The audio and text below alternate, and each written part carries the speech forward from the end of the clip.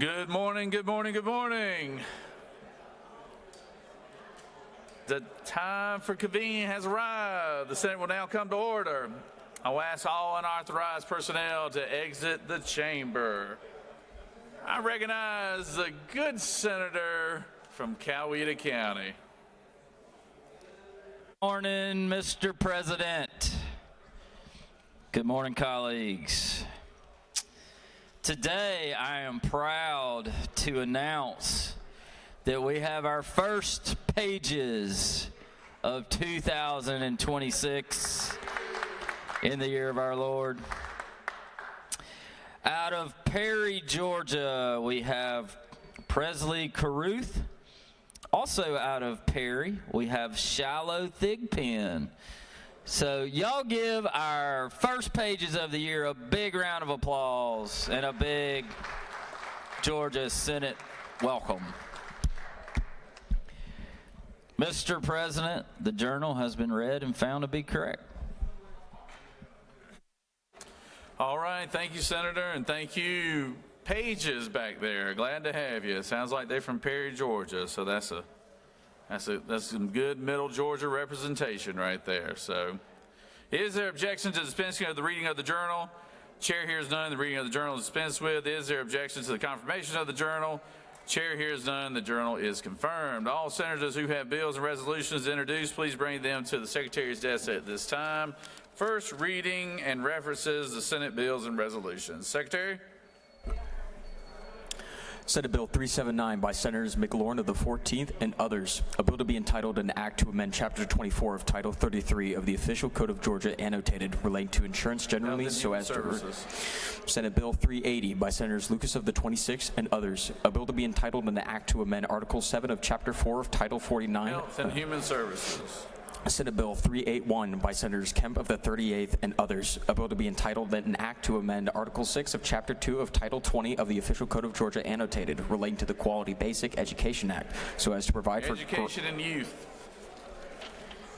Senate Bill 382 by Senators Huffstetler of the 52nd and others. A bill to be entitled an act to amend Chapter 5 of Title 48 of the Official Code of Georgia annotated relating to... Senate Bill 383 by Senators Kirkpatrick of the 32nd and others. A bill to be entitled an act to amend Chapter 15 of Title 19. Children and Family. Senate Bill 384 by Senators Hatchett of the 50th and others. A bill to be entitled an act to amend Article 2 of Chapter 9 of Safety.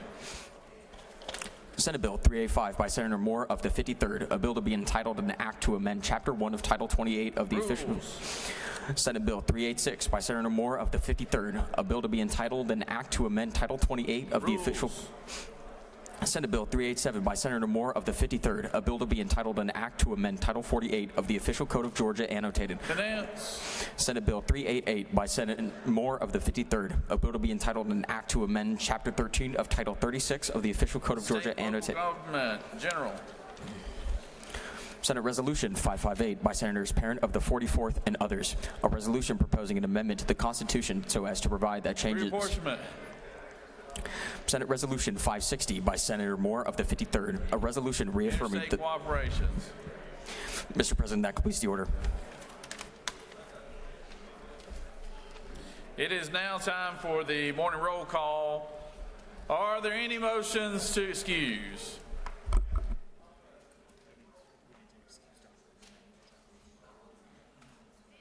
Senator from the 2nd, would you mind excusing the senator from the 10th? Recognize the senator from the 2nd. Thank you, Mr. President. I ask for unanimous consent to excuse the senator from the 10th. Without objection, the senator from the 10th. And the 33rd. And the senator from the 33rd. Without objection, the senator from the 10th and 33rd are excused. Thank you, Senator. Any other motions to excuse? Secretary will call the roll. Senators, signify your presence by voting the yea switch. Secretary will unlock the machine.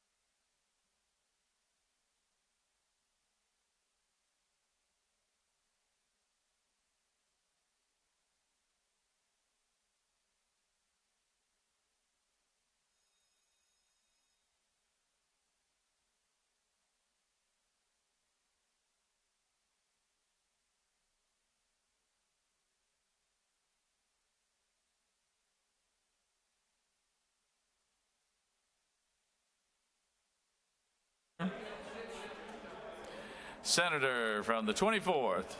You want to be recognized? 43rd. 43rd. 26. I was trying to excuse 26. We'll get him in a little bit. Thank you. Uh-huh.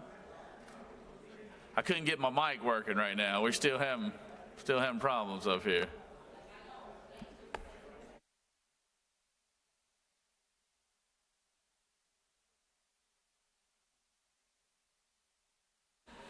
It is now time for the morning devotion.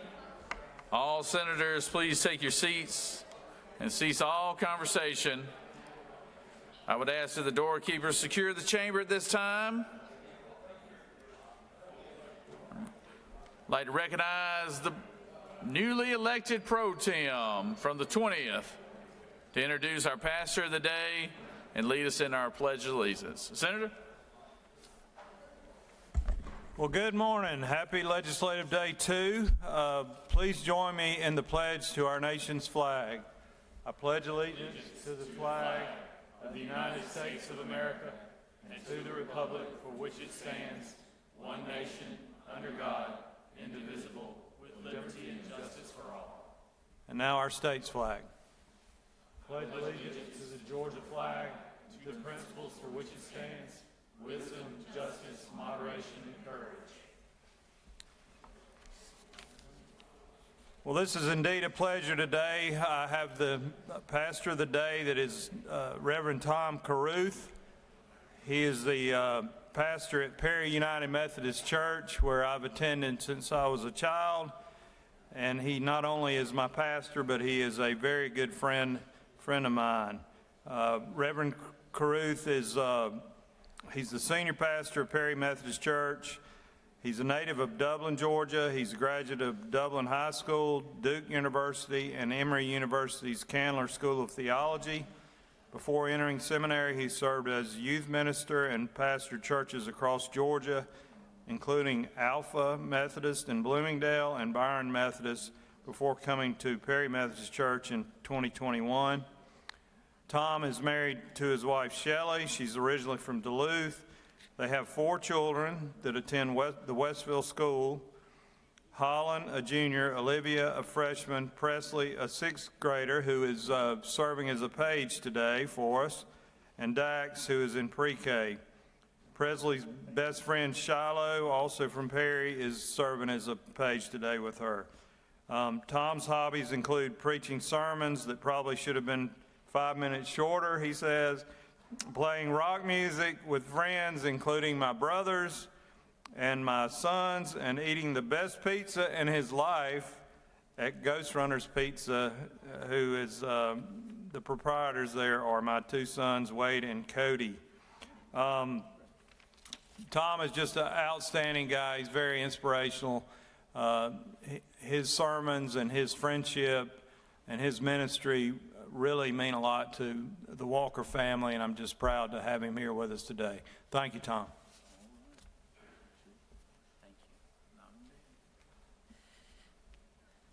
Good morning, Mr. President, Pro Tem. Senator Larry Walker has never been President Pro Tem until I became his pastor. I don't know if there's a correlation there or not. I don't think there is, but it is of note, right? I'm so honored to be here. I'm nervous, but tomorrow I have to guest lecture for my daughter's 9th grade class about religion at her school. I'm way more nervous about tomorrow, so I'm actually glad to be a little less nervous today. It's only day 2, which means a few things are true, I would expect for y'all. Some of you, especially, I think there's a couple serving for the first time. You might feel a little bit like I do, going, I can't believe I'm here. I already took a selfie a minute ago just to kind of prove it was real. You've probably taken a picture of your name on your desk and texted it to some friends or family saying, I can't believe this is real. Maybe others of you remember that time. For others of you, it's not your first rodeo, right? You know where to park. You know which meetings really start on time and which ones aspire to. You already have a strong opinion about the coffee. You know that by day 2, the excitement is going to start to wear off and it's going to give way to something called work. Scripture, it turns out, has something to say to both the first-timers and the old hats. In the letter of James, it says, if any of you lacks wisdom, you should ask God, who gives generously to all without finding fault. That's a great promise. If you lack wisdom, ask God, who gives generously to all, no fault, like no problem. He doesn't say if you lack intelligence. He doesn't say if you lack experience. He definitely doesn't say if you lack confidence. James says if you lack wisdom, because wisdom is different. Wisdom is what helps those who are new hold on to the awe of this moment without being overwhelmed by it. And wisdom is what helps those who have been here a while keep this work from becoming old hat. Familiarity is a gift. I've been here one time before, several years ago, at the invitation of Senator Walker. I was glad I knew where the parking place was today because there was so much traffic and I came in on 2 wheels. You know, I was grateful for that familiarity. But as you may know, familiarity breeds, actually the phrase is, familiarity breeds unfamiliarity, and unfamiliarity breeds contempt. What once felt weighty can begin to feel routine. What once felt sacred can feel procedural. So wisdom is what restores gravity to work we've done many times before. Recently, I heard someone say, you know, speaking about American government, and I know we're all grateful for our country and grateful for the principles of our state, said, you know, it's not Congress or the Senate or the courts that keep democracy functioning the way it should be. It's not the Senate. It's not the House. It's not the courts. It's senators. It's representatives. It's members of the court. It's judges operating with integrity, acting from principle, acting from character. That really spoke to me. It's not the system. It's not the rules. It's you. You called to this moment. People showing up. People exercising restraint. People choosing justice over convenience. People working together even when agreement is hard.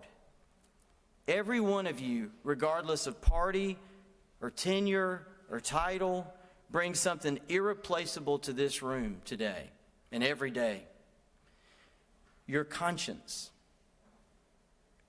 your moral compass, your willingness to listen, your ability to say, I might be wrong. One time I preached a sermon and somebody came up to me afterwards and said, Pastor, I would agree with you, but then we'd both be wrong. That's good, isn't it?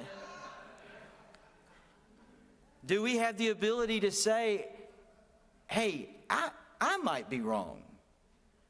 Or, hey, let's slow this down. Or, we can do better. That's why James's invitation means so much. Wisdom is not certainty. It's not having all the answers. Wisdom often begins by the weight of a decision saying, I need help with this. When I was in seminary at Candler, living in Atlanta, I happened to be in recovery from alcoholism myself. I wasn't supposed to be here. You know what I'm saying? I can't believe my life is the way it is today. So I'm a member of a 12-step fellowship, which we don't talk about. It chooses to remain anonymous. But I was meeting at Atlanta Diner right up the road with my AA sponsor, and we were working the 12 steps. And I had several years in recovery, and I'm in seminary, but I was frustrated because I had a problem, and I felt like it's either going to be this or it's going to be this, and what am I going to do? I'm rocking a hard place. I don't like either of these choices. And he said, Tom, you got what you call a sucker's choice. And I said, what's that? And he says, well, anytime that you think it's got to be A or it's got to be B, and both, you don't like either one, that's a sucker's choice. Because both choices suck. Forgive me for saying that in the chamber. He said, anytime that you run up against a sucker's choice, he said, I believe that God's will is almost always something other than I have already thought of. It's usually not A or B. It's usually like P or L. Wisdom is saying, wait a second, maybe it's not A or B. Wait, let's ask God. Let's ask wisdom. Let's ask Spirit. Let's listen for something speaking to the deeper things. Today, early in the session, I pray that first day excitement would not fade into cynicism, that long experience would never harden into indifference. Come on, right? Let's believe in something. May wisdom guide not just what you decide, but how you decide, how you speak, how you listen, how you treat one another. Because long after laws are passed, it's the character of the people in this room that will be remembered as what kept things moving in a good and orderly direction. Amen. Would you pray with me? Oh, yeah. I'm going to stand up.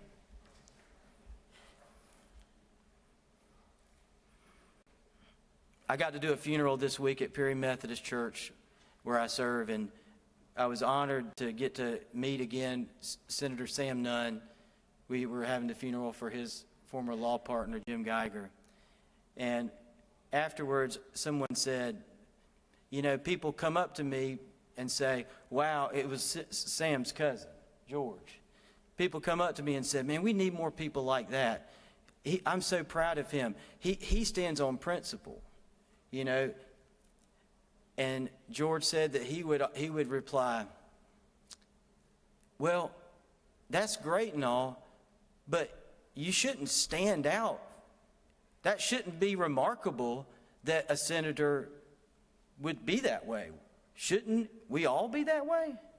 Amen? Gracious God, give wisdom to each person in this chamber. Wisdom equal to the weight of their responsibility. Wisdom to seek justice, to practice restraint, to work together with humility and respect, guard their consciences, strengthen their character, and remind them that their decisions matter deeply to real people across this state. May their service be guided by what is right and not merely by what is easy. Amen.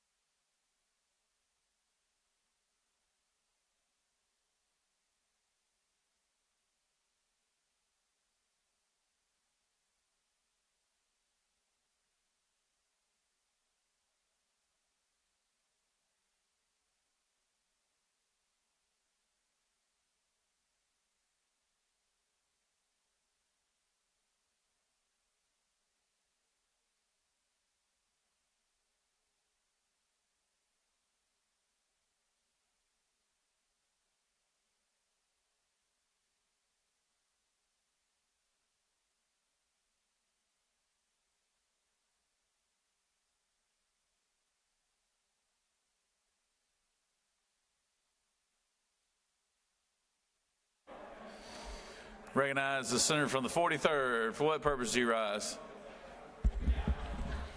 Thank you, Mr. President. I rise to ask for unanimous consent to excuse a senator from the 26th. Without objection, senator from the 26th is excused. Thank you.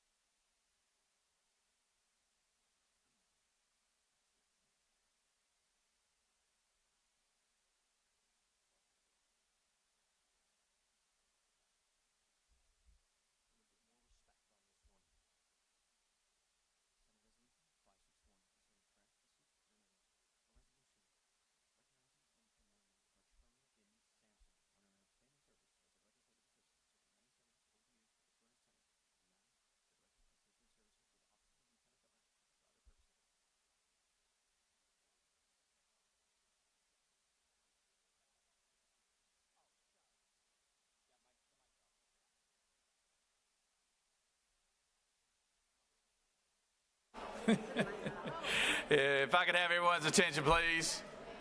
We have a very, very special resolution that we would like to present. And to any of you who may or may not appreciate your admin, you ought to be in here to show your appreciation, because we're about to recognize the best of the best right here. So, Secretary, read the resolution. Senate Resolution 561 by Senators Brass of the 6th and others. A resolution recognizing and commending Cartrelia Denise Sampson on her outstanding service as a legislative assistant, serving many senators over the years with the Georgia Senate and now as a director of constituent services with the Office of the Lieutenant Governor and for other purposes. Whereas, since 1996, Cartrelia Denise Sampson, fondly known as Denise by all those who know and love her, has served in the Senate as a legislative assistant. Whereas, since January 2023, she has been the Director of Constituent Services for the Lieutenant Governor of Georgia. And whereas, she has diligently and conscientiously devoted innumerable hours of her time, talents, and energy toward the betterment of her community and state, as evidenced dramatically by her 30 years of superlative service as a legislative assistant. And whereas Denise has served with honors and distinction with the Georgia Senate, and her vision and unyielding commitment to the state of Georgia have set the standard for public service. And now, therefore, be it resolved by the Senate that the members of this body recognize and commend Cartrelia Denise Sampson for her efficient, effective, unselfish, and dedicated public service to the state of Georgia, and extend the most sincere best wishes for her continued health and happiness. Mr. President, that completes the order. Is there objection to the adoption of resolution? Chair hears none. The resolution is adopted. Before I introduce my old roommate, who also had the opportunity to have Denise as his admin, I wanted to say a few words. Denise Sampson has been by my side ever since I got elected back in 2013, which is now in our 14th year, and I will tell you, she is the absolute best. I knew she was good because when I first got here, my suite mate was a guy named Jason Carter, and I knew Jason was going to have the best of the best, and so when he left, went and ran for governor, I told Denise, I was like, I want you to stay with me, and she said, well, they've offered me more money to go with the other party, and I said, I don't care what they offer, I'll match it, so. But at any rate, Denise is always in a great mood. Those of you who know her well know that she's never had a bad day. She's very good at what she does. She's very professional at what she does.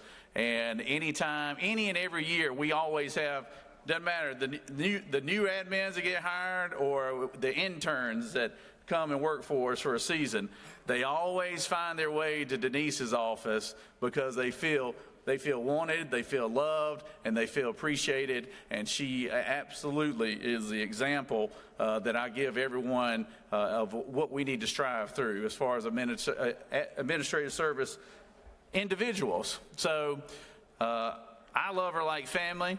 I know Senator from the 6th feels the same way I do, and every senator who has had the opportunity to have her before we were fortunate enough to have her obviously feels that way too. 30 years is a long time in this body.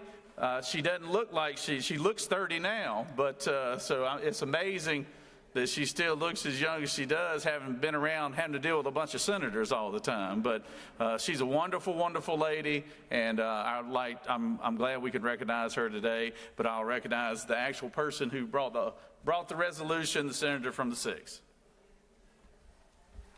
Thank you, Mr. President. It does give me a great honor to honor our friend, and I'll call her family member, Denise Sampson.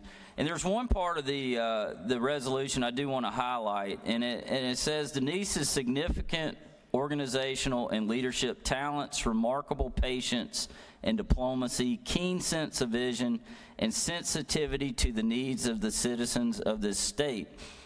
And I had just finished up my freshman session. This was back in 2017, and my admin was leaving. She had actually got a great job and with a great company and was leaving. And I say that to say she wasn't leaving because she served me for a year, but or at least that's what I tell myself. But I got a call from our lieutenant governor who was losing his suite mate over there at CLOB, and he asked me to come join him. And you know, I was a little hesitant at first because I was thinking, all right, here, I've known this guy since college. You know, I don't know if being up here, being with a friend, we might get in a little trouble. This may not be a good idea, but then when I looked and I knew his admin was the best of the best, and really Denise was the real reason that I joined. No offense there, Mr. President. But she was the real reason that I wanted to be a part of that office. And I was right. My instincts were right. We did go on and get in a little trouble together. But Denise stood by our side through thick and thin. She always had. We truly became a family in that office. Even got to play chess with her grandson. I think he beat me in less than a minute and a half. And it would have been shorter had I not delayed some of my moves.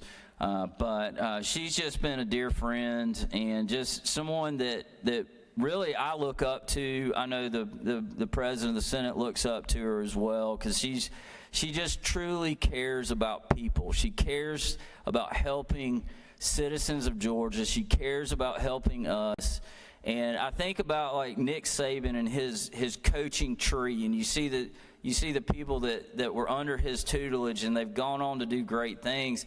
And you look at the interns that Denise has trained, and you look at her tree, and you look at where they are in this state, and there's just great people doing great things that learned under such a great person in Denise. So without further ado, Denise, thank you so much for all you've done for us as individuals.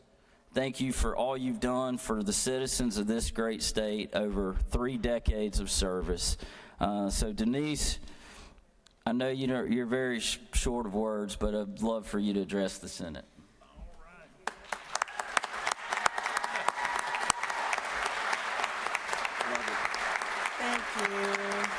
Thank you. Thank you.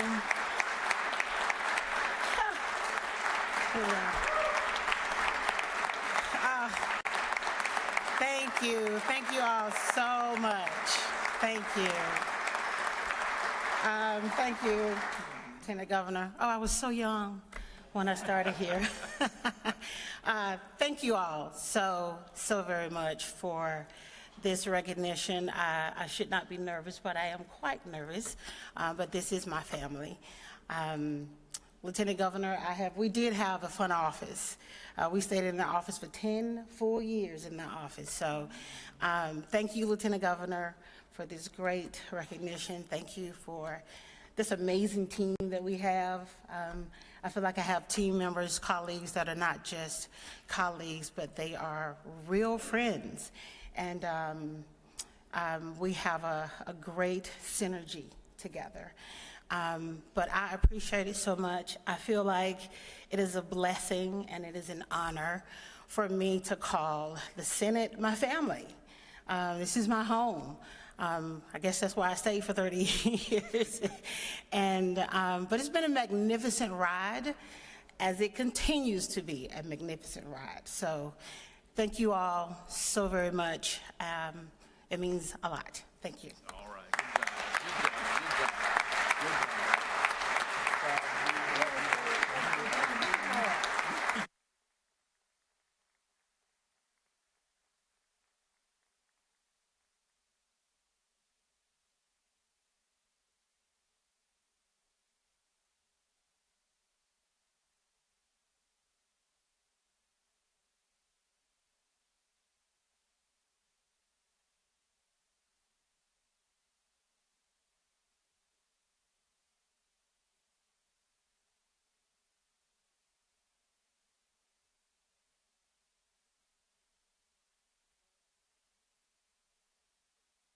Just to make it clear, that wasn't a retirement speech, because I told her she's got 4 more years with me, so just at least. So.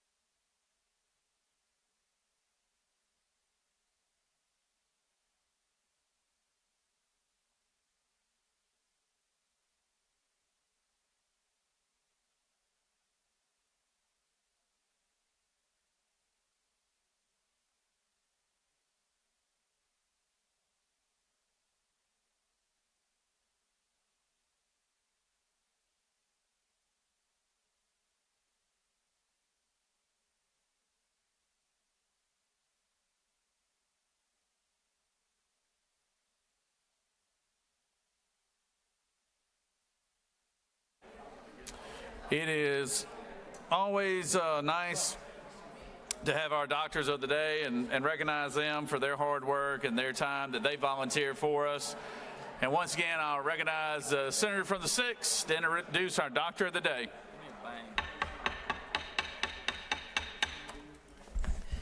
Thank you, Mr. President. It gives me great honor to introduce Dr. Tesfaye Talila. He's a U.S.-based interventional cardiologist. He's actually based right in Noonan, Georgia, at Piedmont Noonan, serving with my sister and my wife. He comes from Ethiopia. He was born and raised in humble circumstances on the outskirts of Ethiopia. Dr. Talila developed an early commitment to service and a clear calling to medicine.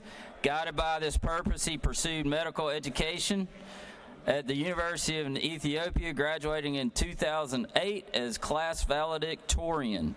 He's been an assistant professor of medicine at Addis Ababa University before relocating to the United States in 2010 to pursue advanced training in cardiology. Over 14 years of medical training, Dr. Talila earned multiple honors, including Best Resident Teacher of the Year and Excellence in Teaching Award.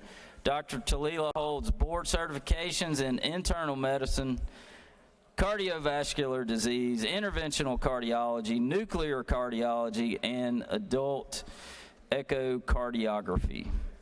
He's committed to service beyond traditional practice. He has volunteered for the past 5 years at the Healing Bridge Clinic in Georgia, providing free cardiovascular care to uninsured and underserved populations. And despite his professional success in the United States, Dr. Talila has profoundly affected by the disparity in the cardiovascular outcomes between high and low resource settings, and where led him and his wife to found the Heart Attack Ethiopia, which is together they lead this mission to build sustainable and comprehensive cardiovascular care in Ethiopia, which I've had the pleasure of working with him a little bit on helping get his supplies and people over to Ethiopia. To date, these efforts have resulted in over 400 life-saving cardiac procedures, transforming access to care and strengthening local capacity. He's a devoted husband and father of 4 young children, and he balances family, clinical excellence, and global service with a deep sense of purpose. With that, I give our Doctor of the Day to you, Dr. Talila, a great man.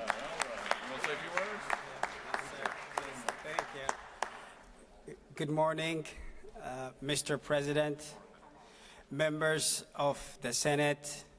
Thank you for welcoming me today. It's truly an honor to be invited to be the Doctor of the Day for the 2026 Georgia legislative sessions. I stand before you today not only as a successful interventional cardiologist in Georgia who has over hundreds of meaningful encounters with patients when they have heart attacks, including one from this morning at 2 a.m., but also as someone who is deeply dedicated to improving access to cardiovascular services for the people of Ethiopia and bigger Africa. What we do in medicine with service, access, and compassion has an impact that transcends far beyond any local community or any country. I stand before you as someone who was born and raised in Ethiopia, in rural Ethiopia, with poor access to electricity and running water. And after I moved here, I successfully managed to train as an interventional cardiologist. And this dream was made possible because of the service that you provide. Thank you so much on behalf of the people of Georgia, the physicians in Georgia, and the community that we support in Ethiopia. I would like to express my deepest gratitude for your service, and I wish you a productive legislative session. Thank you. All right, good job. Good job.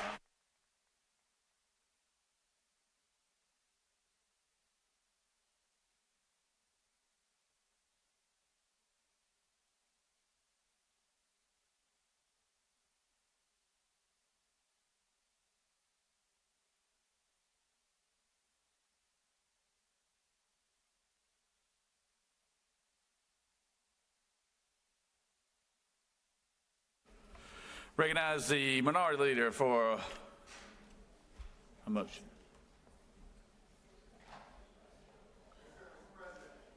Unanimous consent to remove my name as primary author of SB 204, and pursuant to a prior agreement, Senator from the 53rd will become the primary author. The senator has moved that he would like to ask for unanimous consent to remove his name as a primary author on SB 204. And have the author now be senator from the 53rd. Is there objection?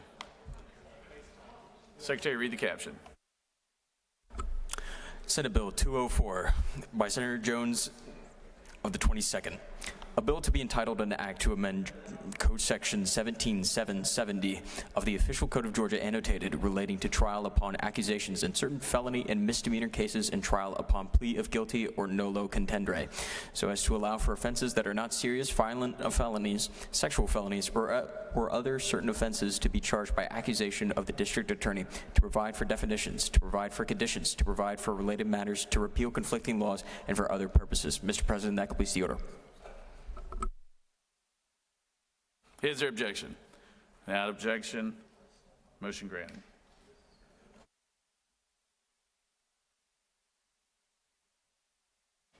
Would anyone like to rise on a point of personal privilege?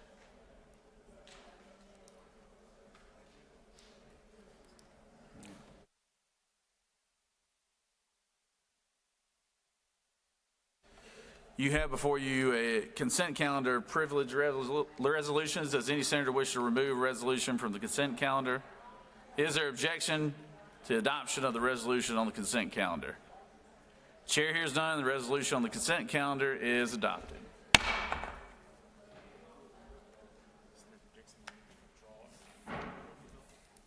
Recognize the senator from the 45th.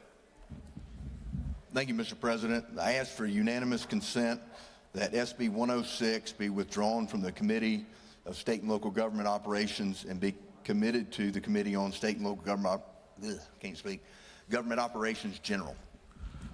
Secretary, read the caption. Senate Bill 106 by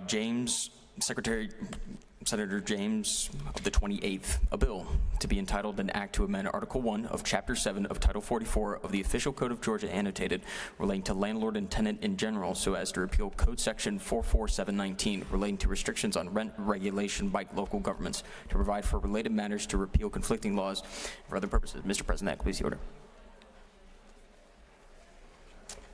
Is there objection to the senator's unanimous consent? Hearing none. Senator SB 106 will be removed from state and local government and put into state and local government general.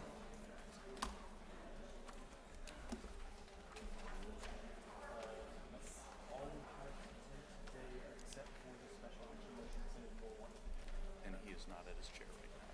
Senator Moore's not. Oh, there it is.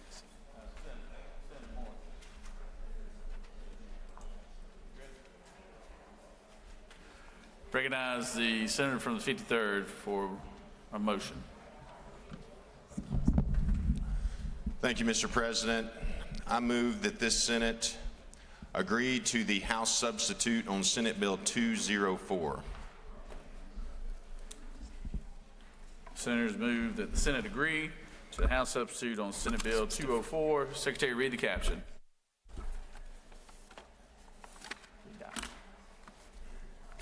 Senate Bill 204 by Senator Jones of the 22nd. Senator Moore of the 53rd. A bill to be entitled an act to amend Code Section 17770 of the Official Code of Georgia annotated relating to trial upon accusations in certain felony and misdemeanor cases and trial upon plea of guilty or nolo contendere, and for other purposes. Mr. President, the House offers the following substitute to Senate Bill 204. Mr. President, the House offers the following substitute to Senate Bill 204. A bill to be entitled an act to amend Title 16 and 17 of Official Code of Georgia annotated relating to crimes and offenses in criminal procedure, respectively, so as to revive certain criminal provisions relating to the authorization of certain public officers and public entities, to revise standards for bringing an action against the government for an unauthorized act relating to regulation of weapons, to provide for definitions, to allow for offenses that are not serious, violent felonies, sexual felonies, or other certain offenses, and for other purposes. And that completes the order, Mr. President. Recognize the senator from the 53rd to speak to the motion.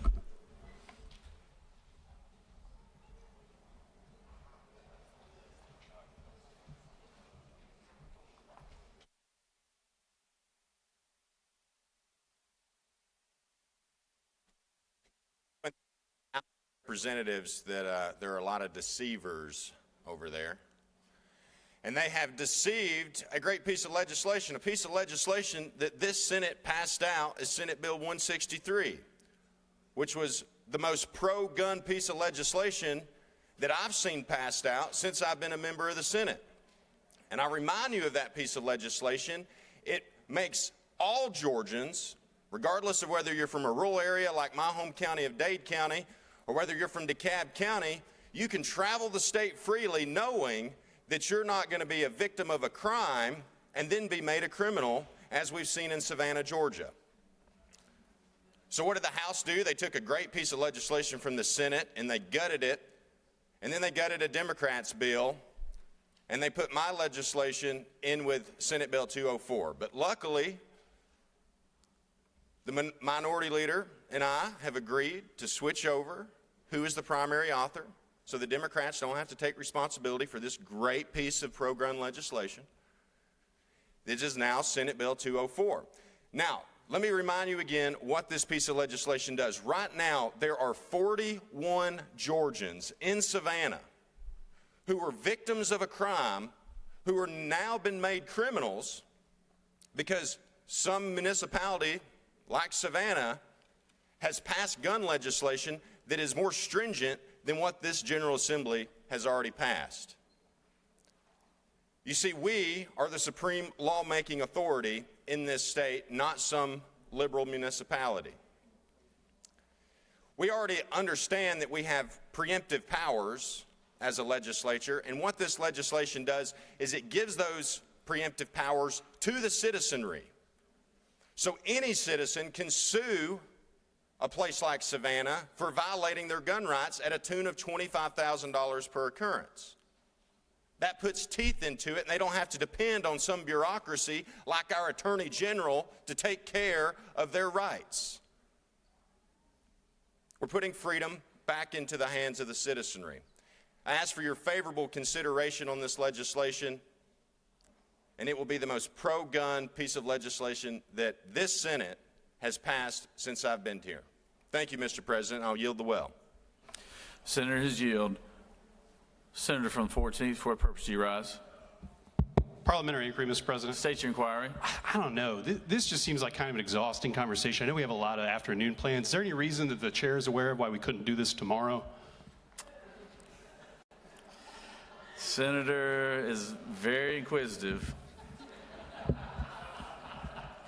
And we appreciate all your feedback too, Senator. Recognize Senator from the 2nd.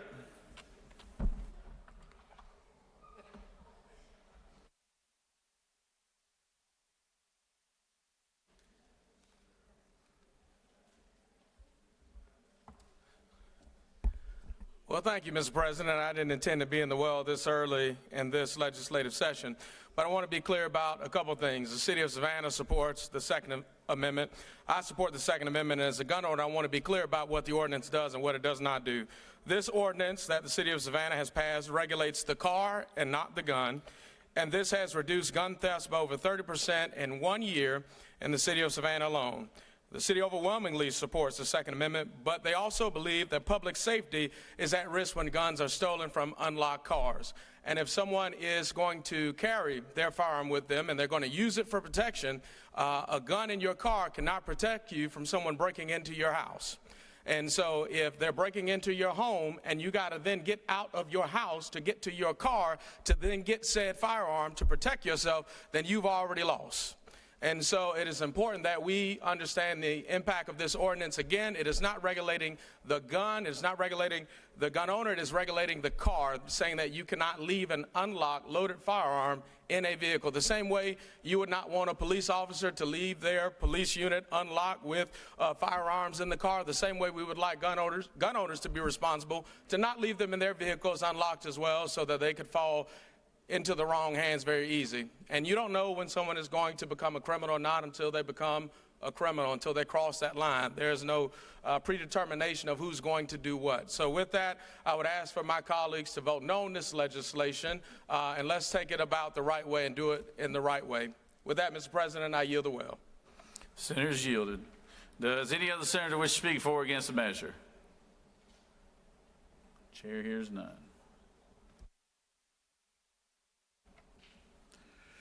We will now vote on the motion. All those in favor of the senator from the 53rd motions will vote yea. All opposed, nay. Secretary, unlock the machine.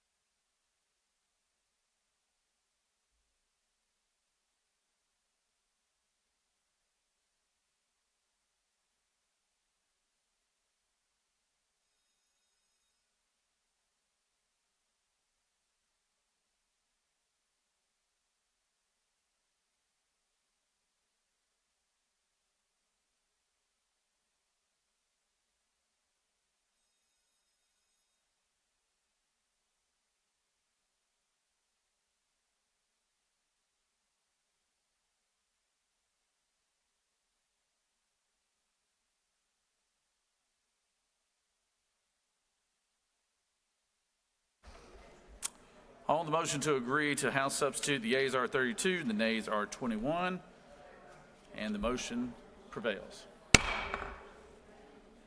Senator from the 53rd, for what purpose do you rise? Thank you, Mr. President. I ask for unanimous consent to immediately transfer Senate Bill 204 to the governor. Is there objection?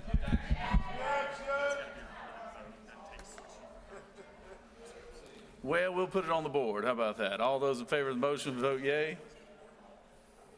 All those opposed, nay. And we'll wait on the secretary to unlock the machine.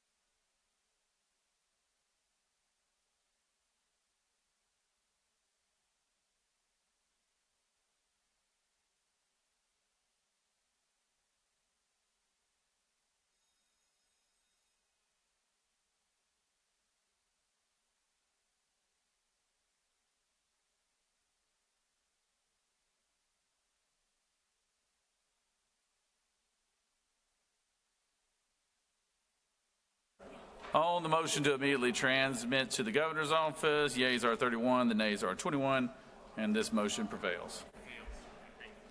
Fails, I'm sorry. All right, what we got now? Yeah, the majority leader. Recognize the majority leader. Thank you, Mr. President. I move that the Senate stand adjourned until 10:30 a.m. Wednesday, January 14th. Secretary, read the announcements. The Ethics Committee in room 307 at 2 p.m. is canceled. Thank you, Mr. President. That completes the order. The majority leader has moved that the Senate stand adjourned until Wednesday, 10:30 a.m., January 14th. All those in favor of the motion will signify by saying aye. All those opposed, no. The ayes clearly have it. We're adjourned. Have a good day.